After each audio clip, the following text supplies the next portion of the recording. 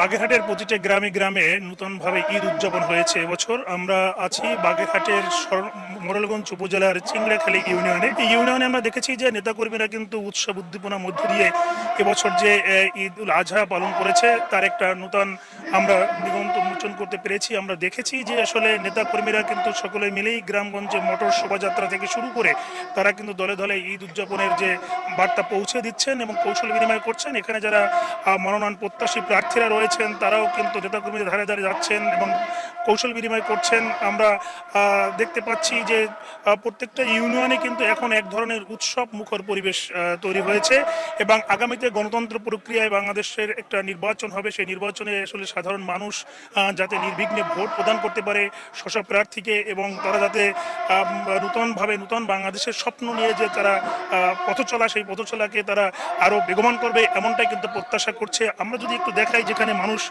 রয়েছে এবং তারা কিন্তু আমরা দেখতে পাচ্ছি যে এখানে অনেক মানুষ জড়ো হয়েছে। তারা এখানের যে নেতাকর্মী রয়েছে তারা কিন্তু বলছেন যে তাদের প্রত্যাশার কথা বলছেন, তাদের প্রাপ্তির কথা বলছেন এবং গ্রামে গ্রামে যে ঈদ পরবর্তী যে শুভেচ্ছা এটা ব্যতিক্রম, যেটা দীর্ঘ 17 বছর পরে এই নূতন উদ্দীপনায় যে ঈদ উৎসব পালন করছে এটা ব্যতিক্রম এই অঞ্চলের মানুষের কাছে। আমরা যদি একটু তাদের এই আমরা খায়রুজ্জামান শিপন তার কাছে যাই যে তিনি তার কাছে জানতে চাই। ও ঈদের শুভেচ্ছা জানাই আজকে আমি মোরেলগঞ্জ শরণখোলাবাসীকে। আমি মোরেলগঞ্জ শরণখোলায় বিভিন্ন গ্রামগঞ্জে মানুষের সাথে ঈদ শুভেচ্ছা বিনিময় করতে গিয়েছি। তারই ধারাবাহিকতায় আজকে চিংড়াখালী আসছি।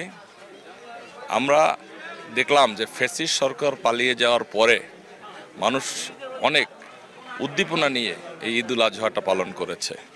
মানুষের স্বস্তিতে, খুশিতে, আনন্দে এই ঈদ পার্বণটি ইনশাল্লাহ ভালোভাবে পালন করছে। আমরা ভারপ্রাপ্ত চেয়ারম্যান জননেতা জনাব তারেক রহমান, দেশনেত্রী বেগম খালেদা জিয়ার শুভেচ্ছা বার্তা পৌঁছাবার জন্য আমি প্রত্যেকটি গ্রামগঞ্জে গিয়েছি। আমি 2018 সালে এলাকা থেকে নির্বাচনে মনোনয়ন পেয়েছিলাম। এই 17 বছর আমরা চোরাগুপ্তভাবে ঈদ পালন করেছি, মনের শান্তিতে ঈদ পালন করতে পারিনি। এই ঈদ উল ফিতর এবং ঈদ উল আজহা এই দুইটি ঈদই আমরা আনন্দের সহিত নেতাকর্মীদের নিয়ে পালন করছি। ইনশাল্লাহ দেশের অবস্থা এবং পরিবেশ যদি এরকম ভালো থাকে আমরা আরও উদ্দীপনা নিয়ে আগামী ঈদগুলি পালন করব।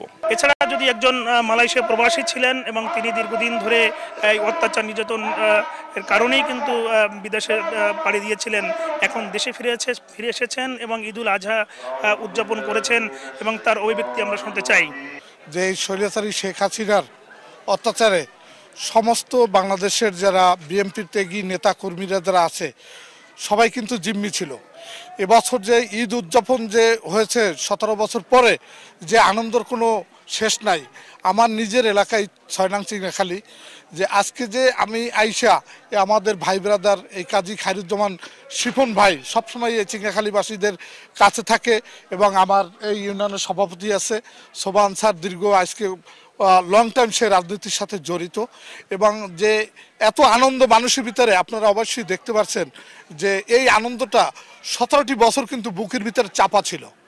এই আনন্দ মন্দেল খুইলা এই খোলা আকাশের নিচে এবছর যে ঈদ উদযাপন হয়েছে সারা বাংলাদেশ বিএনপি নেতাকর্মীদের ভিতর যার কোনো ভাষা নাই, আমরা যথেষ্ট আনন্দিত। আমার কাছে ছিল বাগেরহাটের এই গ্রামে গ্রামে ঈদ উৎসবের উৎসবমুখর পরিবেশ এবং বিভিন্ন নেতাকর্মীদের শুভেচ্ছা বিনিময়ে মধ্য দিয়ে এই উদযাপন অনুষ্ঠিত হচ্ছে। ঈদ পরবর্তী উদযাপনের সবশেষ খবর